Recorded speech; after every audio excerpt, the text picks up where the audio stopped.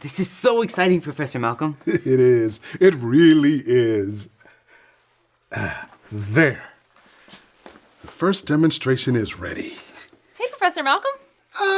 You're just in time for a little experiment on faith. This is so cool. Now, Alyssa, take a look at this delicious banana here. It just seems like an ordinary banana. It's not. When I open the peel, this delicious banana will already be sliced. I don't believe you. Maybe the rad group has already developed genetically modified pre-sliced fruit. It just sounds like you're pulling my leg. So, you don't have any faith in what I'm saying. I don't. I do. I believe you.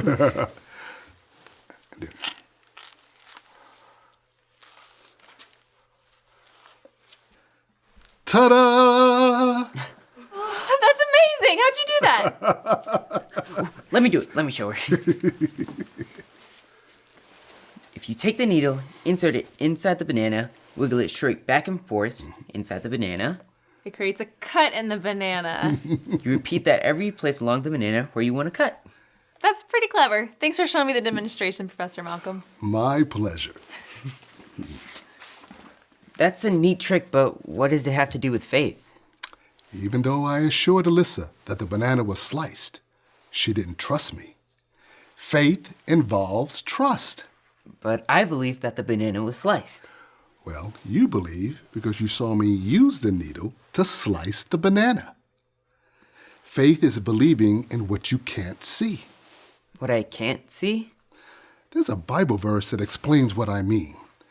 It's from the book of Hebrews, chapter 11, verse 1. We can say it like this. Hebrews 11:1. Hebrews 11:1. Faith is being sure of what we hope for. Faith is being sure of what we hope for.